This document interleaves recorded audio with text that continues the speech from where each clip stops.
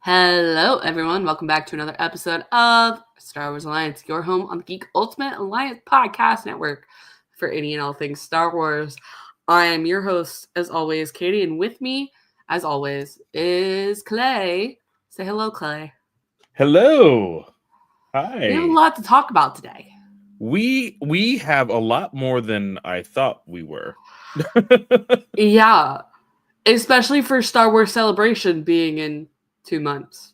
Yeah. Like, we kept saying, like, oh yeah, the Star Wars news gonna, like, dive. Like, gonna have nothing in the bucket to talk about until Star Wars Celebration, and it feels like shit kind of hit the fan this week. Yeah. Obviously, as you can see by our title, if you're here watching or listening, we have Filoni or Feige as our title of choice.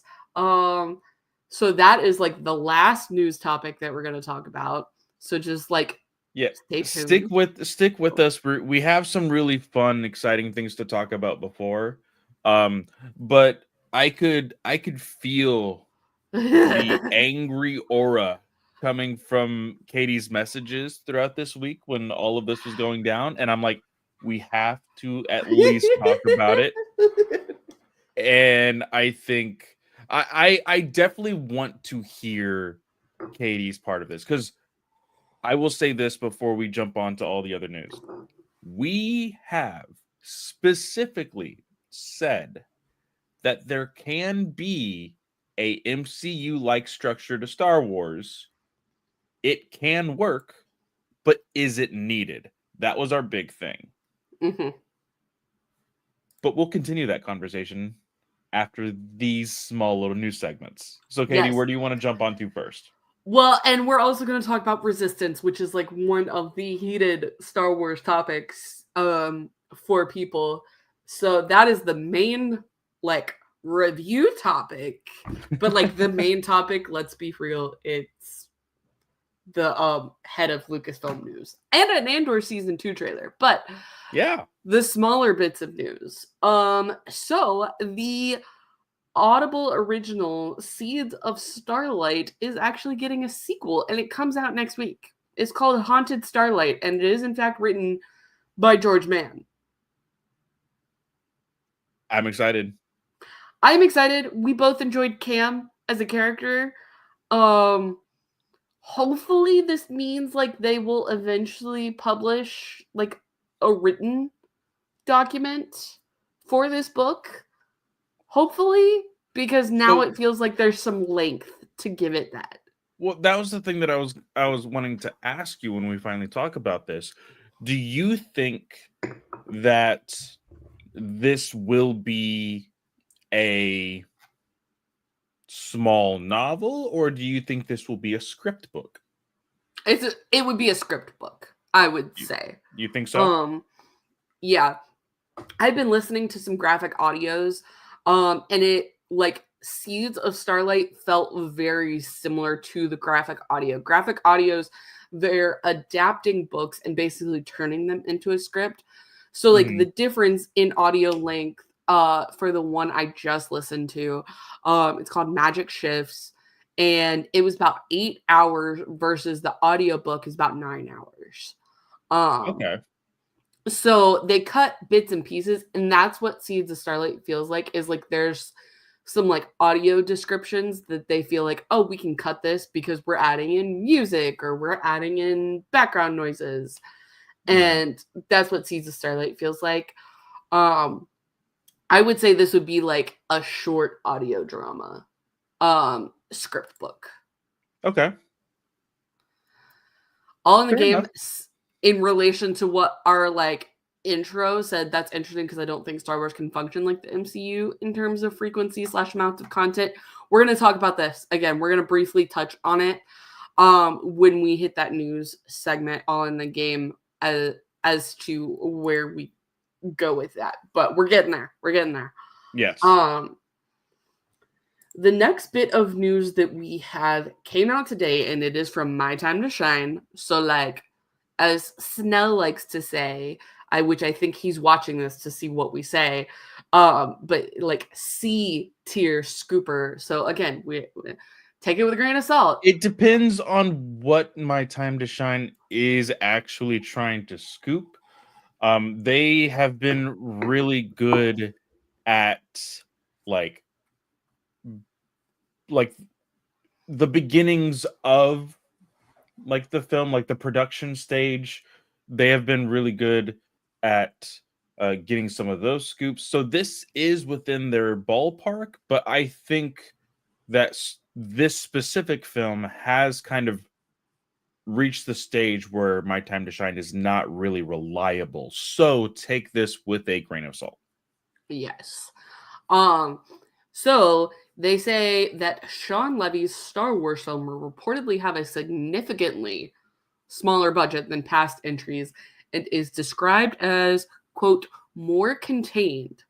The story will center Ryan Gosling's character alongside a young male Padawan. So this kind of takes away the idea of scoundrel Ryan Gosling, but we also said, hey, like Corin Horn Yeah. potentially, which is a scoundrel but also a Jedi. So could Yes. still make sense and would also still put it in the range of Rey Skywalker territory because Corin Horn is in Obi-Wan Kenobi as like a 10-year-old. Yeah. So the timeline still matches up from what has been said previously.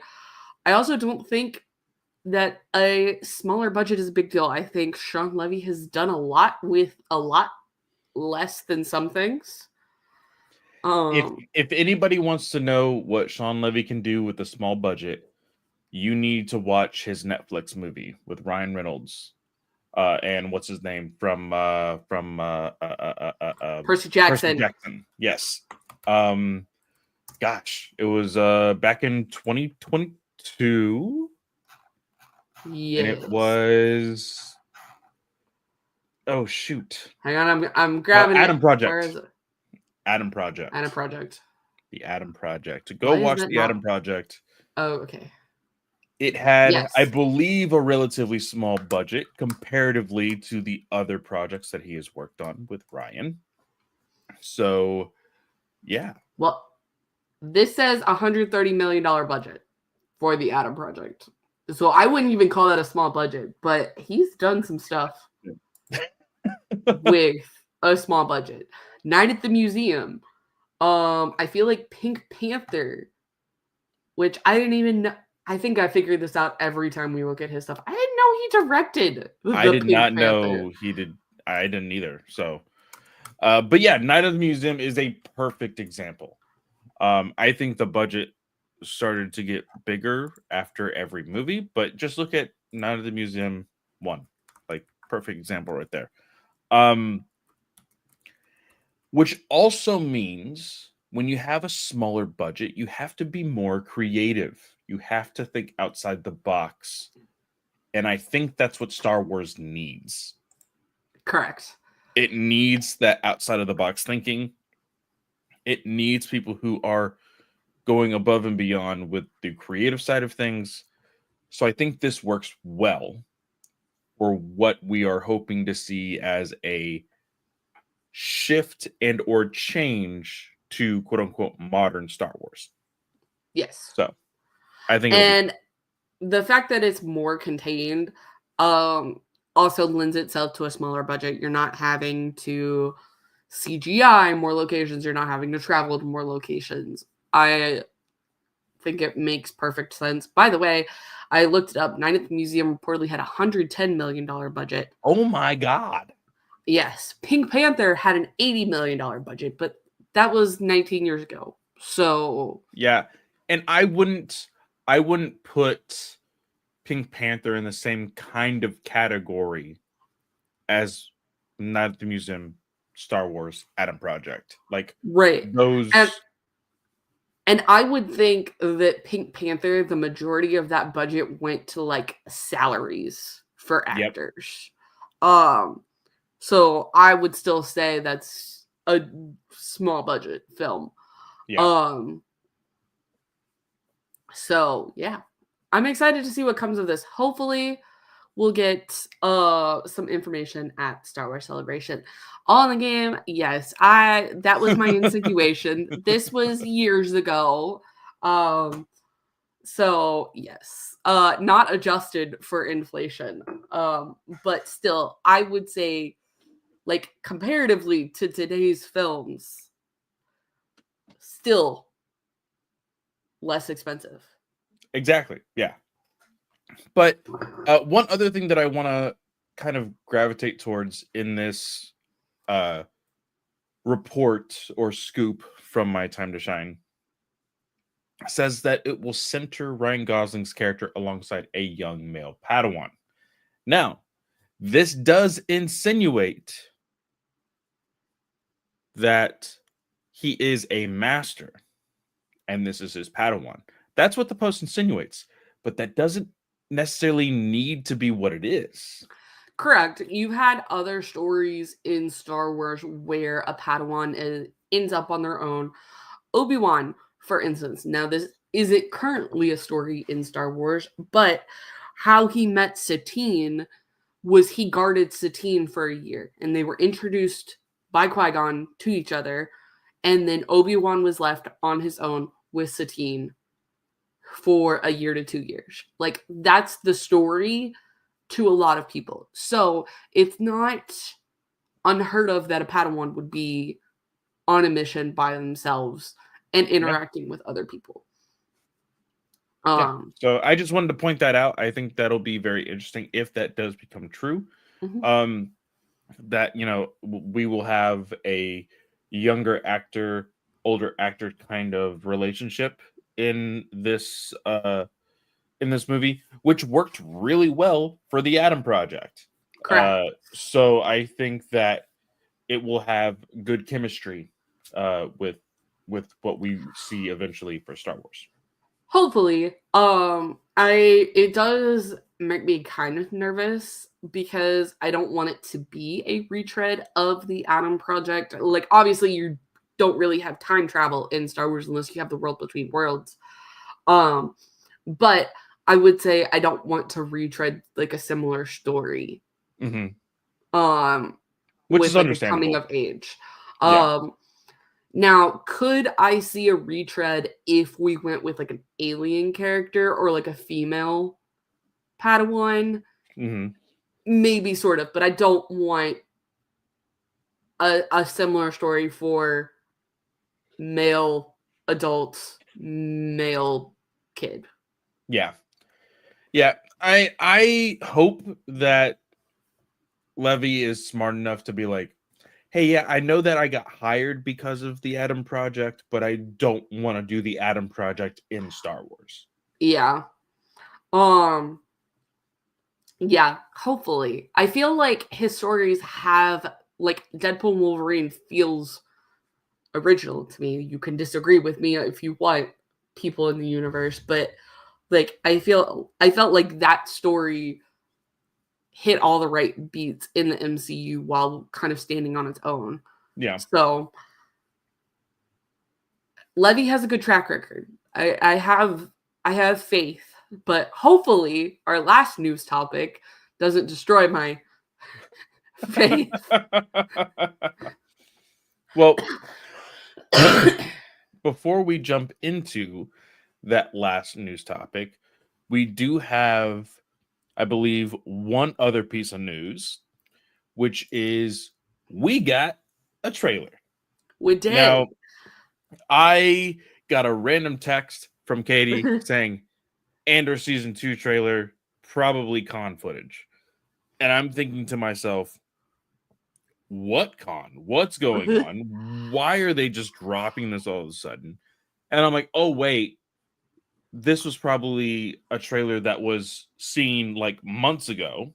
Yes. Just like how just recently Daredevil has been showing a lot of footage and everything else that has already been seen from other conventions. So Katie, reaction to the trailer. 1 second. Sorry. Adrian was going to join us tonight and he just messaged, so I'm responding to him. Okay. Well, I will tell you, the 3 times that I have seen this trailer, I have yet to see it with sound. Are I you serious? Yeah, I am dead serious. I have still have not listened to this trailer whatsoever. I have just watched it, and it's mostly because like the times that I have wanted to look at it, I've been at Hmm. work, and then like I noticed that my speakers are on. I'm like, fuck, okay, mute, just watch. And I'm just like looking at things. I of course think this show is going to be just as gorgeous as Hmm. season 1. Um I think it's hitting The all the right trailer, beats. yeah, the trailer hits a lot of high points. Like, I'm excited. I'm guessing like the party Mon Mothma look is at is like her daughter's wedding, because Mhm. we see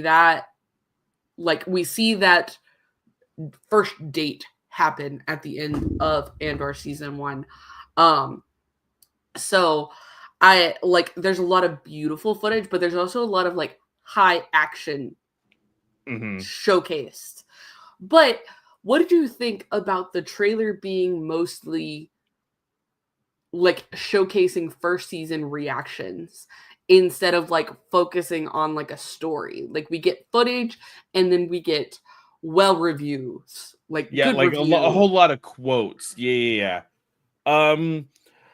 I I almost thought like my first initial thought when I was actually reading what the actual quotes were saying, because usually when I see these things, I'm not reading anything. I'm literally just Yeah. watching the footage first, and then I'll watch it again to actually read these quotes.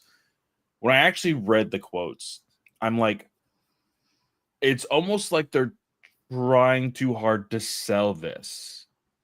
That's what it kind of felt like. And I think it's a little bit reactionary to the fact that like the first like few episodes were like there was no real buzz outside of the Star Wars circles, you Yeah, know? I watched Star Wars Explained like breakdown of the trailer, and what he said about the trailer, and I totally agree with, is this feels like because what you don't hear when you don't listen to this without audio is that there's another modern song attached to this, but it's not like Star Warsy. It's like oh gosh, I can't remember the song.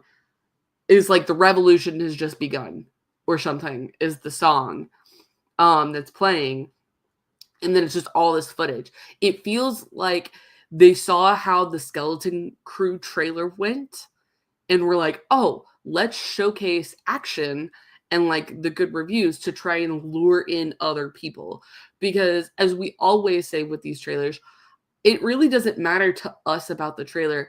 I'm still gonna watch it. Like, as a Star Wars fan, I'm still gonna watch this show. Yeah. Whereas somebody else might need to see the action and the reviews involved to go, okay, you know what? Let me give this a chance. Yeah. Uh on the game says might be biased as a Tony Gilroy fan, but the fact that Star Wars got a creative of his quality in the first place still blows my mind. Yeah, and that I all boils down to the Rogue One drama with Mhm. reshoots and stuff.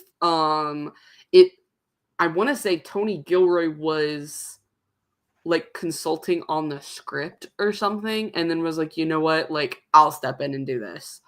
Um, that's what it feels and like. But I really can't believe he stuck around after that. yeah, and it kind of course, I think disappoints a lot of people knowing that like even this story kind of got altered due to the fact that Mm, Disney was like, "Hey, we're going to cut down on the amount of TV that we're doing. So instead of 5 seasons, we're going to do 2." So like well, that and disappoints me, but there was I mean, at least we're there was here. that aspect, but also Diego Luna and Tony had also said, I don't want to be roped into this for 10 years. Yeah. Like, so they had said that, but you don't know if they're saying that as just like a, hey, like we got told this, so we're just dealing with it, and here's an excuse. Yeah, and I mostly mean that on like the bias side of like, hey, like first world problems for me. I want Yeah. 5 more years of this. But yeah, I could see what you were saying as far as like equating it to the Skeleton Crew trailer, and all of that. I totally get it. I really hope that people saw Andor after the fact, because that's the one thing that I wish that like Lucasfilm specifically and Marvel Entertainment specifically, or Marvel Studios, would specifically keep track of their own shows and be like, hey, we care about this show after it's done airing as well. Here's the latest stats. And be like, hey, like, there was a lot of buzz after the season finale of Andor, and the show has actually had this many amount of minutes streamed or hours streamed or whatever you want to bullshit you want to throw out there, to actually show like, hey, word got around and now it's popular, you know? Yeah, especially with the fact that they aired it on Hulu. They aired the opening episodes on Hulu, cable, like etc. Yeah, on FX. Like, yeah. I want to know how these shows do after the fact, and that's definitely one thing I deeply miss about cable. We don't get we don't get cable stats with streaming in the slightest, and it sucks. Yeah. What do you keeping on the trailer before we move into like the release schedule for Andor, because that also got announced with the trailer. I think the visuals are great. Everything looks phenomenal. I'm very excited to see how the arcs will play out, because there's no story lineup with this trailer. There's just footage and reviews from season like 1. You can like look at it and say like, oh, this is what's going to happen as far as story, but that's just overall what Andor is about, you know? Yep. And let's face it, that's what Star Wars is about. So they're not really going too heavy on a singular story plot. They're just saying, hey, you like Star Wars for these reasons. Here are those reasons. Yeah. Yeah. Basically. So moving on to the release schedule, I had planned out a very detailed schedule for the next 2.5 months after Andor releases. We had to throw that out the window because straight out of the window. Disney Lucasfilm has chosen to release Andor over 4 weeks. Basically 3 episodes a week. So how do you feel about that? I don't know, and on the game, I think you could possibly help me out. In the Geekverse Discord, I can't remember who said it, but they're like, oh, so we're getting an Andor movie every week. Yeah. This is fun, don't get me wrong, but why so much? Why so fast?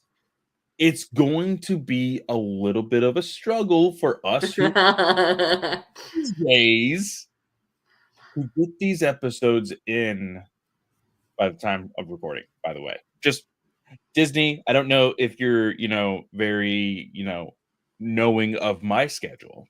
It would be nice if you're going to do this, release it on the Tuesday prior, like you were doing with Ahsoka. Right? Was it Tuesdays or Wednesdays that April 22nd is a Tuesday. Is it a Tuesday? They're doing Tuesdays? Yeah. Oh, okay. Hold up. My Hold up. bad, Wait Disney. a minute. My bad. reverse it. Do we know time slots? Should be 9 p.m. still, I would imagine. Hell yeah. Okay, never mind, Disney. We are good. We are good to go. I will most likely, with it, if it releases at 9 p.m., I will not go to bed until the last episode is finished. I will probably watch all 3, and I will be watching a movie every single week. Like that, I Yeah. can do. Now, do we know the run times? We don't. That That was not part of it. so I would last season, imagine 45 minutes. I was just gonna say last season had a little bit of a flux of the actual Let's see, 42 episode minutes, time. 38 minutes, 43, 50, 46, 54, 53, 57, 50, 46, 46, 57. So yeah, about 50 minutes an episode. Yeah, so if we look at it by, let's just say they somehow verbatim did the first 3 episodes the exact same. So 38 plus 42 While plus you look at that, 43. on the game says, if I remember correctly, a number of stories in season 1 were told in 3 episode arcs, and people wanted them in 3 episode chunks instead of weekly drops.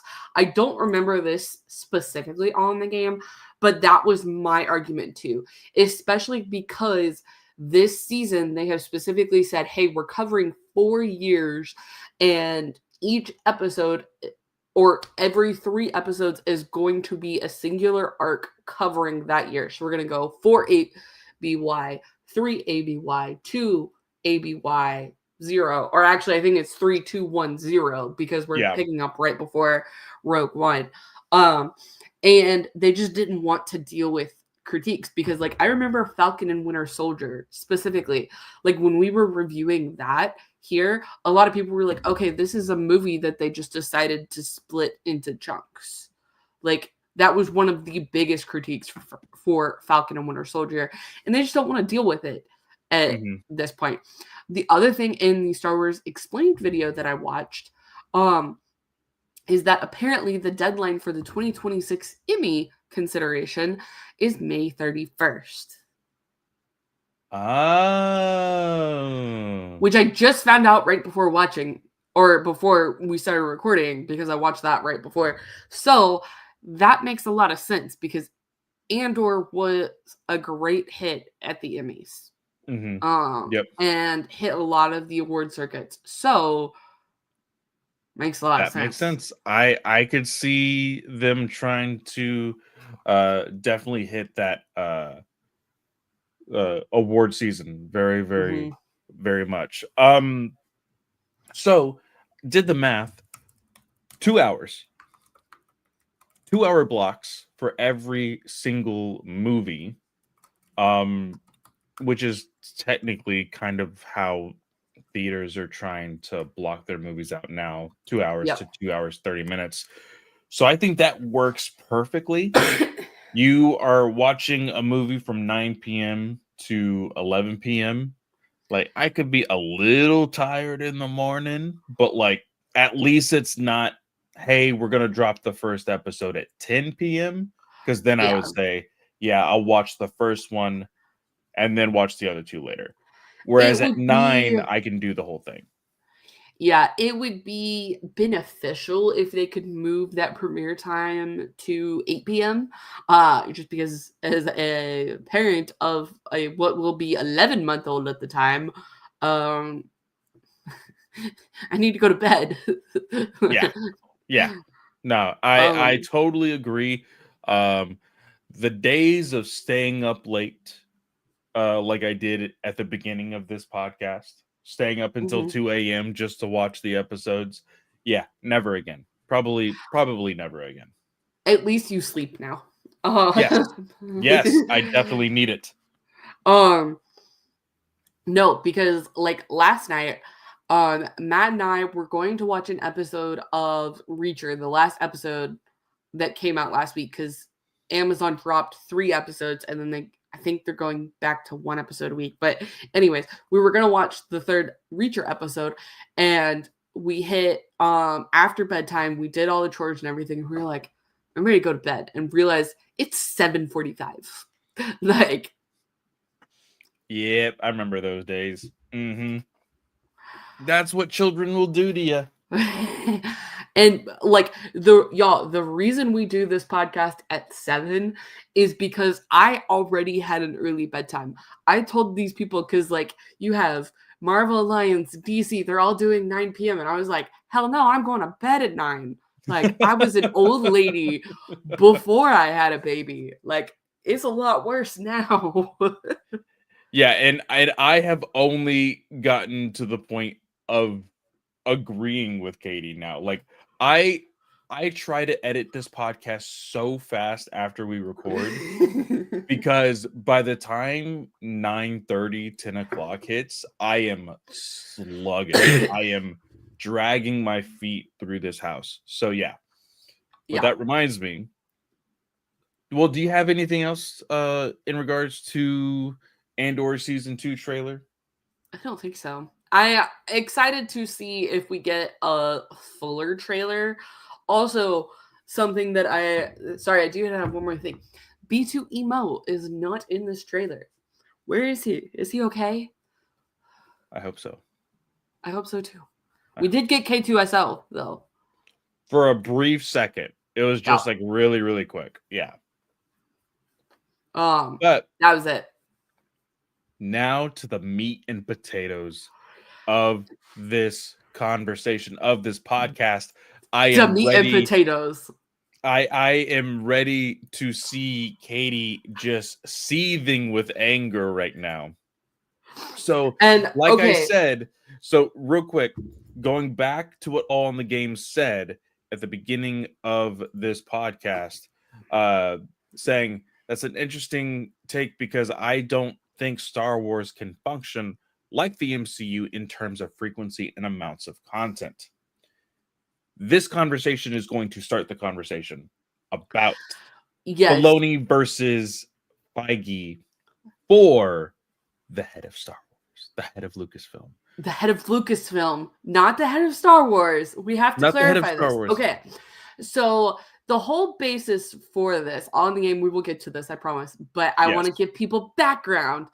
Context is key, people. Context is key. Some site called Puck. I don't know who this site is, but apparently a lot of people think this person is reputable, because even Discussing Film picked it up and was like, hey, big news. It was like 11:30 at night on Monday. Like, yeah, what the it was fuck? very, very odd. Basically that Kathleen Kennedy will be stepping down at the end of 2025, which apparently her contract was up last year. She decided to stay on for one more year. Is all what this thing said. You can go find it because it's out there in the wild. A lot of people picked it up, including, I believe, the Hollywood Reporter. Oh, there we go. On the Game, coming in hot. Thank you very much, because I am not well versed, even though I used to be. Okay. Well, it says Puck is run by Matthew Belloni, who used to work for Hollywood Reporter. He's got a lot of contacts in the business. So there you go. I think that's very interesting. Didn't know that either. Did not know. But so there's your sourcing on that. But still very weird that it came out at 11:30 at night. It feels like when one of my friends dropped Armie Hammer as the Batman before Robert Pattinson was announced, and everybody just lost their mind. It feels like one of those drops. But anyways, so a lot of people picked this up as word of law. And then a lot of people started saying, nah, she's not resigning. Including, of course, CNN actually picked it up and said CNN sources at Lucasfilm said Kathleen Kennedy is not resigning. So, grains of salt, people. We have no idea what's happening. I would assume if there is a resigning in Kathleen Kennedy's future, or a retiring, I should say, it will probably be at Star Wars Celebration. And I just want to remind people, because a lot of people have forgotten this. Kathleen Kennedy leads Lucasfilm. Lucasfilm includes Indiana Jones, Willow, and I think there's actually one other Lucasfilm property that I don't know off the top of my head other than Star Wars. This is not the leadership of the Star Wars franchise. This is Lucasfilm. So when this news started to hit the circuit, of course, there is now so much speculation. Yep. Who is going to take over for Kathleen Kennedy? There was, like you said, people on both sides of the fence of just being like, oh, this is for sure. Oh, it's only speculation. What's going to happen? And then all of a sudden, there's people saying, well, first, before we even started to see it, Travis says to you specifically, I'll even read it right here. Lucasfilm sits you down. He says, Katie, Lucasfilm sits you down. You have to choose between Dave or Feige running Star Wars. What do you pick? And literally an hour later, there's the disgusting film link that says, many insiders believe the best candidate for the Lucasfilm president job is Kevin Feige. Now, you did not have the chance to reply before giving him that answer. So, before I read the other thing about Dave Filoni and the rather shocking reaction to people saying what might happen to him if he's the head of Lucasfilm, I want to know your answer right now for everybody to hear. You sit down at a table with Lucasfilm and they say, Katie, we need you to make this decision. Who are you choosing and why? So, my choice in this matter would actually be Feige, which I know is going to shock a lot of people. Because I hate Feige. But I think I am clipping that and putting that in our preview. I am putting that on Instagram. I'm for sure grabbing just that clip and not putting any context to it. You're just gonna hear Katie say, I hate Feige, and then it's just gonna have the picture of our thumbnail. It's gonna be great. I hate Feige, but I hate Filoni more. And now, okay, with some context, because context is key, bitches. I think Filoni is skilled at telling the story he wants to tell.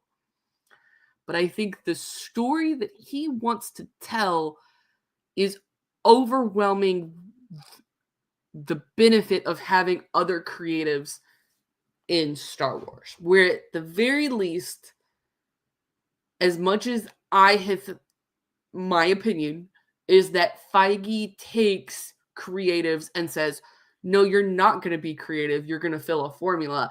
At least he is allowing for other stories to come to the forefront.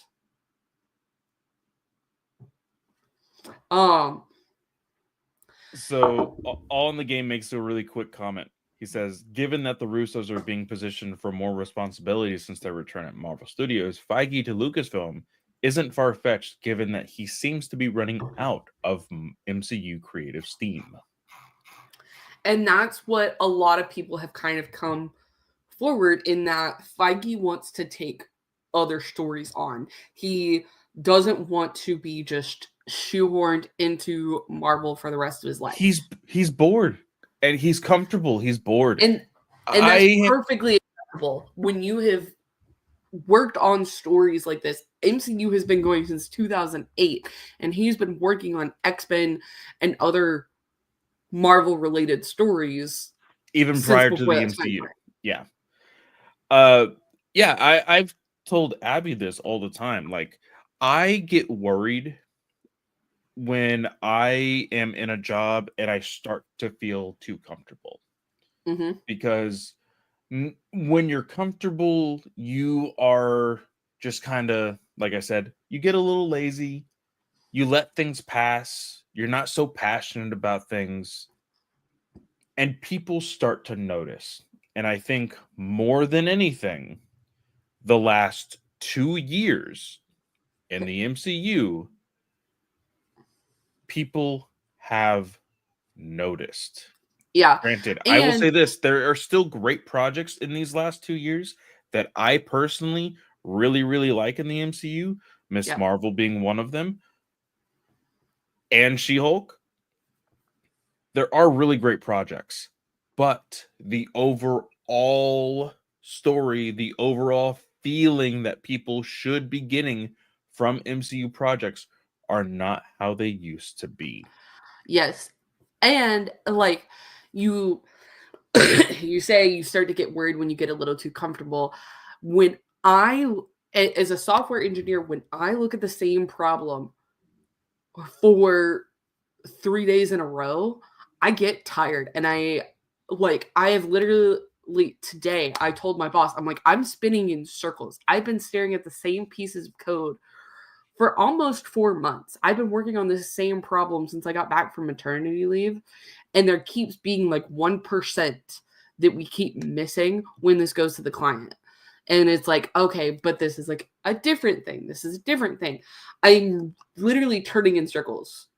And that can be something that happens. Like, you don't want to be turning in circles and repeating the same story over and over again because you're Mhm. not solving the problem in Yeah. that case. You get tired and you start to make mistakes.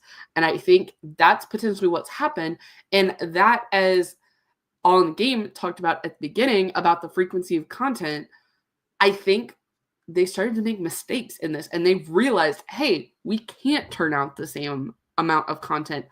But to say Star Wars can't put out an animated show a year, a live action show a year, and a movie a year, that's not unreasonable. That's not a huge amount of content. Yeah, and I'm not asking for Star Wars to jump out of the gate on this decision on whoever Yeah. it may be, and they say, "Hey, we're committed to a 10-year plan. We're gonna do 6 movies a year. We're gonna do 2 yeah. animated shows." Like, no, know your audience, know the content that you need, and work with that.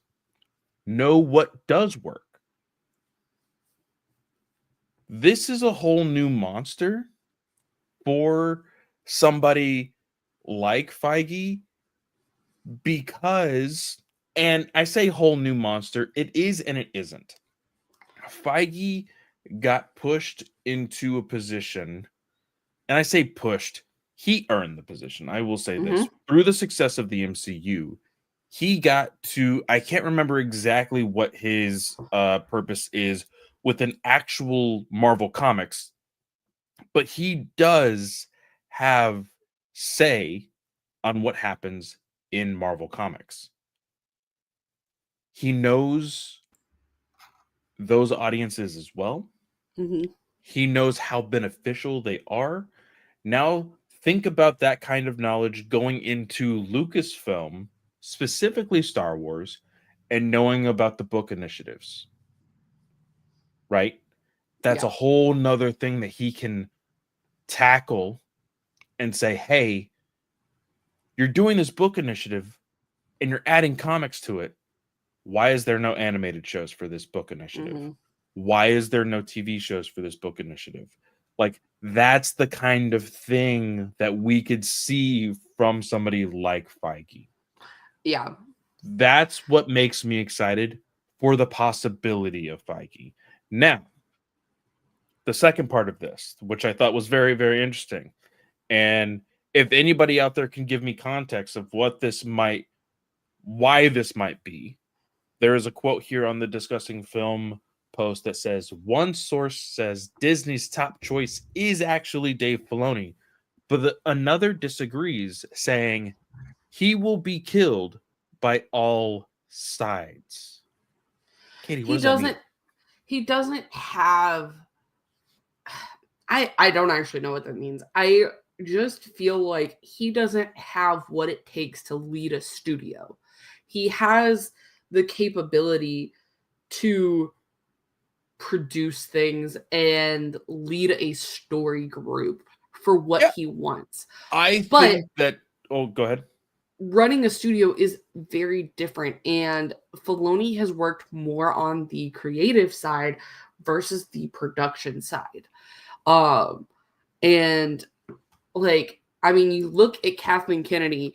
Kathleen Kennedy is and Google is listening to me. Why am I not surprised? Kathleen Kennedy was born in 1953, so she is 71 years old compared to Dave Filoni, and she's been running Star Wars since 2014. And Dave Filoni was born in 1974, so he is 50 years old. He is 4 years younger than my mom. Yeah. Like, and sure, he has a lot of experience and he's chief creative officer of Lucasfilm, but that doesn't give him the background in determining a budget. Like, Here is my take on it. Feige knows how to tell a story. Filoni knows how to tell a story. Feige knows how to run a business. mm-hmm. Filoni, to this point, has not shown any evidence on how he knows how to run a business. Yep. And that's what I am afraid of. I'm not going to be this asshole that says, hey, stay in your lane, know your place. Because I think anybody has the opportunity to learn more. So if Filoni is chosen for a position like this, it is sink or swim for somebody like Filoni, which I don't think Disney can afford to do with Lucasfilm. They need to know, hey, this decision is going to make money. I don't think you make the risky move. I think you make the smart move. No, and especially when it boils down to, I mean, Filoni has he has 6 executive producer credits, with all of them being Star Wars related. Most of his experience is in the art department.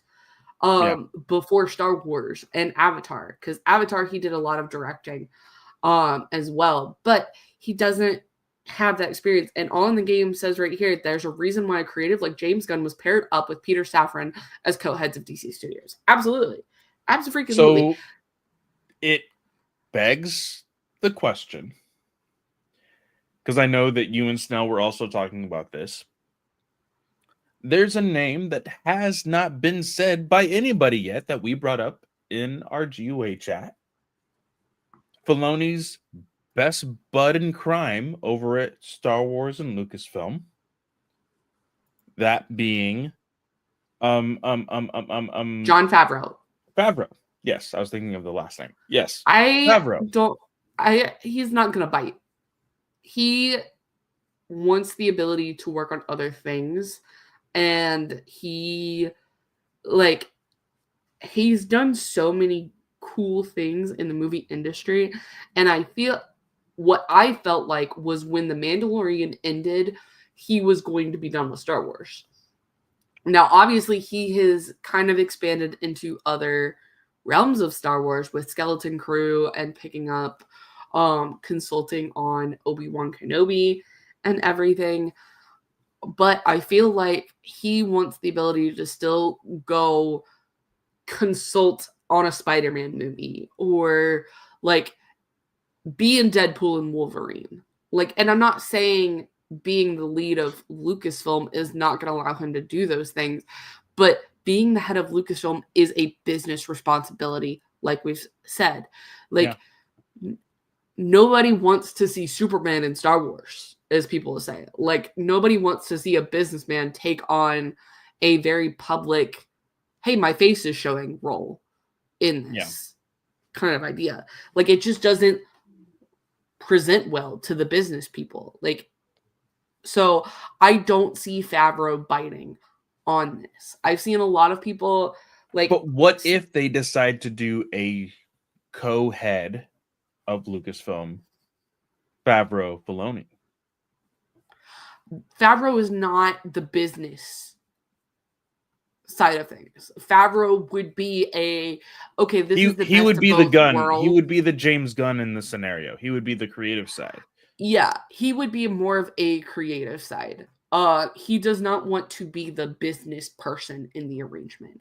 I could see, okay, yes, he could be like the soul head. He's not going to bite on a soul head because he has that experience in both ends, but he doesn't want to be a businessman. He wants to continue to explore the creative side. By the way, because what I was leading to with his other projects, if you have not seen Chef was great. Yeah. I think it's probably it really Favreau's best work. Besides, I actually really enjoy Iron Man as well. But, anyways, I don't think Favreau bites at all whatsoever. Because I haven't really given my actual opinion on the two. No, you have not. I was the one who jumped on the opinions. If I had to choose between one or the other, if I was in the same scenario that Snell put Katie in on trying to decide, hey, would you have to choose one of them for Lucasfilm, I am choosing Feige. And it's the reason why I said he has the business experience to understand these little moving parts that Lucasfilm has. Not just Star Wars, but Lucasfilm. Specifically, because we are a Star Wars podcast, there are those little moving pieces that haven't gotten so much attention. Again, we talked about the High Republic Initiative. It's gotten a lot of attention. It's gotten a lot of attention for the last 5 years. But there's still things that even we are wanting. Hey, where are the animated shows? Hey, where's a TV show? Hey, are we gonna do something in high budget movie with High Republic? Like, I have no idea if Lucasfilm is even considering that type of thing for the small screen or the big screen when it comes to the High Republic. With Feige, I would know, hey, there's consideration. Yeah. Like, there's hope, for that kind of thing. And I think that you made a good point in saying that with the MCU, there is a formula, but there are still a lot of creatives that have been throughout the MCU. And they tell different stories. It's not just the same story. It's different stories that have the opportunity to connect to every single movie, which they do, of course. With Star Wars, we had a discussion many months ago, maybe even years ago now, where we said there does not need to be a Star Wars endgame. There doesn't need to be that moment where every single person in every single Star Wars film gets at the battlefront and charges at the enemy. There doesn't need to be that in Star Wars. Because the point of Star Wars is that it is a galaxy far, far away that has its own time frame, whereas Avengers and the MCU is kind of all in this one area in the timeline. Yes. So you can have everybody join in, but for Star Wars, you have 80 years in the Skywalker saga alone. Well, and that's the thing. I just came up with something that I think I'm going to get yelled at so much by people, but I now I'm tempted. I have to say it. what if Kevin Feige were to redo 4, 5, and 6? Oh God. For Why this don't I reason, have for this more reason, for whiskey this in my reason, listen, glass? listen, for this reason. Because, just like you said, he tells pockets of stories in a linear format because one movie goes after the other, whatever. Technically, that's what they do with the Skywalker saga. It's not what I love, and it's not what I want. But you could even say to have an anchor point for these films, these theoretical films for Feige,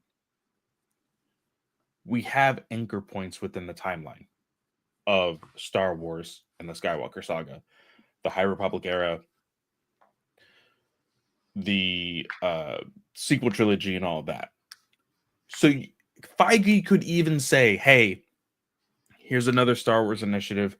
We know the current timeline of Star Wars, but there's other stories out there that aren't surrounding the Skywalkers, and we want to follow those people. And I saw somebody bring it up today on my timeline. There is a good opportunity, and I'm not saying Filoni hasn't done it either, but there's a good opportunity for Feige to be like, there's a lot of Legends books out there that there's nothing being done with any of those characters. And those characters are just hanging loose. I think it'd be kind of cool to use some of these characters. Boom. We get a Bane trilogy. We get all of this. We get that. We get Cornhorn. We get the Jedi Academy. Skywalker's Jedi Academy. You know? All of these different things. But they are in the timeline, technically, but not dealing with the characters that we've already gone past. That's what I want from somebody who jumps into the seat, to Kathleen Kennedy's seat, to not be afraid to be like, hey, yeah, you want to stay within this Skywalker sandbox? Cool, we can. It's not going to have Luke Skywalker in it, though. Mm-hmm. We will know the events of the Death Star and what happened to the galaxy. You know, Palpatine is dead, but boom, we're going to tell this other story. That's what I would want to see. Mm-hmm. And I would expect that more from Feige than I would with Filoni. No, Because Filoni is going to stick in the Mandoverse. Filoni has gotten comfortable with his characters that he has told so many stories with, which I still appreciate, by the way. I'm not saying this to say that I hate Ahsoka and I hate all this other stuff. No, I want more Ahsoka. Correct. I want all of that. But it's all within the same timeline. It's all deep within the same sandbox that we're kind of tired of seeing all the time. Mm-hmm. And I just don't think Filoni will ever veer away from that if he is number one in charge.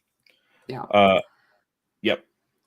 Feige, all in the game says Feige would also be excited by the challenge of revitalizing / rebooting the Indiana Jones franchise as well. Completely agree. Yeah. Completely agree. And this would also, again, give a lot of precedence to try again. Although I saw the first episode of Willow, I really enjoyed it. It would give another opportunity for Willow to come back. Mm-hmm. So I think, because again, Feige is a business guy. He knows these types of fans. He has spent the last 20 something odd years in this industry, maybe even more, 30 plus years in this industry. He's learned a thing or two. Correct.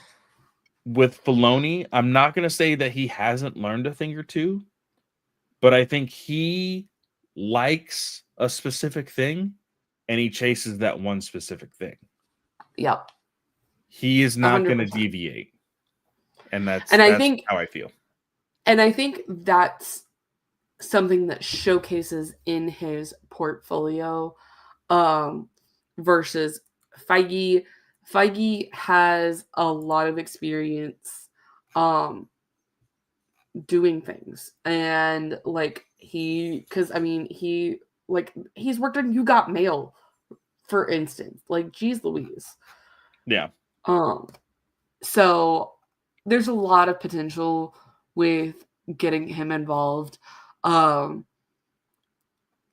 That could do really good things for Star Wars.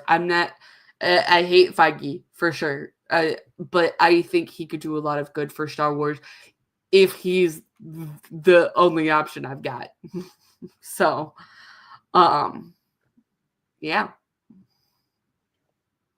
A lot of exciting things coming before Celebration. A lot of exciting things happening after. We will see. So here's the thing. Do you think Kathleen makes the announcement herself in Celebration? Or since all of this news has hit, she sits on it until the end of the year? I would think you would announce at Celebration. Okay. Because I mean, it's still 2 months at this point. So I would be okay, guys. I want to set something straight right now. We have given Kathleen Kennedy the criticism she deserves. I'm going to go ahead and say it. The criticism she deserves. We've also championed for Kathleen Kennedy on this show. she has produced an incredible amount of films and worked on so many good projects. Like, you want to say, oh, she's never worked on a gosh darn thing. She worked on Indiana Jones, for crying out loud. She worked on the original Indiana Jones films. Like, she's produced some very good films. So you cannot just sit here and go, oh, well, Disney just wanted to be like, the Force is female. No, she's worked incredibly hard to get where she is. She was good for the job, but now we need somebody better. That's just the way it has to be. I say that because if I was Kathleen, I would be the pettiest bitch. It's like, oh, everybody's gonna talk about who's gonna replace me. Well, you ain't gonna know shit until the day I leave. And sitting on it, and I'd be sitting on it until like the 2 weeks notice comes out.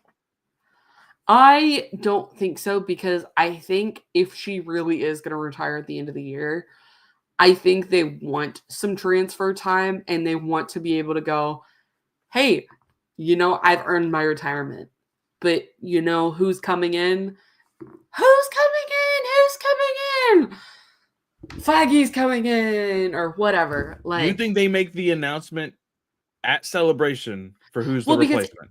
Yes, because if you pick Feige, for instance, Feige's going to need hangover time too. So you have to have that transition time. See, I wasn't expecting that. I could understand the announcement of the retirement at Celebration, but the actual announcement of like, hey, look who's taking my place, I wouldn't be expecting that. No, I really think you don't, like, she's not going to announce she's retiring without having the replacement they're ready to announce, because you want the replacement to be able to talk about what's coming next. You want them to be able to talk about Sean Levy's movie. You don't want somebody who's like, oh yeah, I'm retiring, but you know what? Here's what's coming next. Like, I'm going to be sitting on my ass on the beach drinking a martini. Well, I mean, but also, scary thought, but something that could very well happen, so people would just be prepared. There is a good possibility that everything that is in production currently will not necessarily be in production and or actually release under with the new Lucasfilm with person. the new head. Yep. Correct. So the also only keep that thing in that's guaranteed at this point is Mando and Grogu. Yes, I will say if Feige is the guy, we can almost 100% say Sean Levy's movie is also coming out. Yes, I would say Sean Levy's movie. And I really just don't know how you don't hit James Mangold with a Pasco. Like, the man has nothing else committed to at the moment.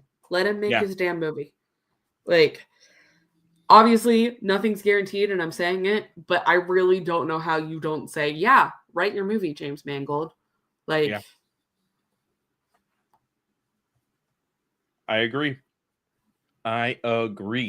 Is there anything else that we want to add on this conversation of Filoni or Feige?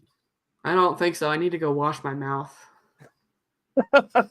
Well, guys, I will say before we jump into our Resistance review, tell us what you think about the decision for Kathleen Kennedy to retire, and who do you think should be the replacement? Of course, we do have our Gmail as well as the Star Wars Alliance hotline, 830-538-4828. Text us and we will read the text messages next week on our show live. Make sure to put some sort of nickname and or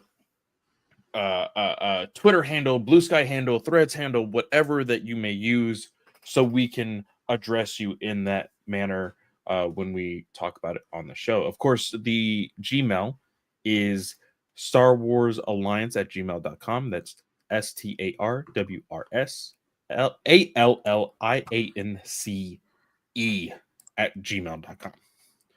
No A in wars. Very important. Don't forget it. All right. Guys, Resistance season 1. Yes, this came out in 2018. It takes place before The Force Awakens, season 1. Season 2 takes place during The Last Jedi. But we're going to be talking about the 20 episodes that encompass season 1. We're not really going to go like this has been out for a while, so we're not going to like hit like super details. We're just going to kind of tell you what we think. I think it'll be an overall thought process type of thing. Especially since when we made the pivot to Resistance season 1 being on this episode, I was like, okay, I can binge season 1 in 3 days again. And then today was like, I didn't watch any of season 1. What do I do? And then I watched Star Wars Explains playlist of the entire season at 2.0 speed and only got through the first 7 episodes. So you did better than me. Do we just need to cut here and go, okay, that was our main topic. We'll talk about Resistance later. I mean, we could. We could. We have an hour. This is the longest episode that we've had in quite some time, actually. So we could totally do Resistance on another day. Welcome to the live episode, y'all. We could just pivot. I was gonna say we could pivot. I feel like we're a little bit committed, but not really. It's really up to you. Dude, I didn't watch a single episode. I looked at the calendar. I looked at the brain dump and I was like, what was I supposed to do again? And we said we were going to do Resistance. What, Sunday? Sunday. Which, by the way, guys, I guess this is more so for the live people because I don't know if I'm going to cut this out yet. When this episode goes live on our podcast feeds, make sure to go listen to our Mask of Fear review. Yes! Which is also going to be out on Thursday, February 27th. The book fucking slaps, y'all. It's great. It's a fantastic book. I say we just pivot. All right, we'll pivot. We will do Resistance on another night. I want to thank everybody who is out there lurking and listening to us right now on YouTube, on the game. Thank you so much for being here and giving some feedback and some opinions here on the chat. Of course, you could always find me at Fanboy Clay on Twitter. Well, not really Twitter, not anymore. that I've kind of just stopped using it. Go check me out on Blue Sky. I'm going to be pivoting a lot of my content there. And I say content, I use Blue Sky for work. I follow a lot of the comic book creators and publishers that I work with at my job. So I just talk about them all day sometimes. So if you are into that, go follow me on Blue Sky. And also go follow the other podcast that I'm a host of here at the GOA, Ranger Alliance. We have recently pivoted to a weekly release of Ranger Alliance. We are now covering the Super Sentai. A new series just came out 2 weeks ago. And I want to thank everyone who has gone on this journey with us, because in year 2024, I looked at the numbers. We had a average download of maybe 35 to 40 people. The moment we shifted to the Super Sentai, those numbers jumped by 20, by 30. We are now looking at about 60 to 65 downloads per week for these new episodes and new series. That's wonderful. It makes me very excited to start making weekly content again for you guys. So thank you very, very much. But Katie, where can everybody find you these days? Y'all can find me on most social media platforms. It's at Slice of Katie. This show, remember, shoot us a text or leave us a voicemail, 830-538-4828, or shoot us an email. That username is Star Wars Alliance, no A in the wars, it's very important, don't forget it, at gmail.com.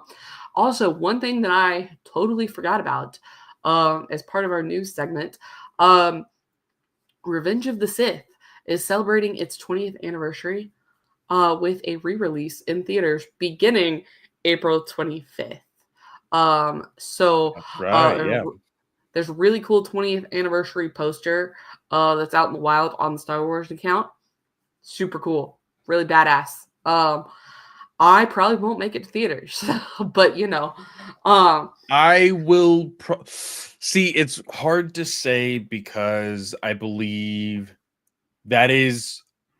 I might, because I think that's literally right before all of the other movies really start to hit for the summer, like May, June, July. So I might be able to make it right before then, which is that last weekend of April. So I might. No promises, but I might try it. We'll see. We'll see what happens, because who knows? I might as well. But with that, y'all, I want to wish everyone a great day or night, whatever time of day you are listening or watching, and we will see y'all next time. May the force be with you.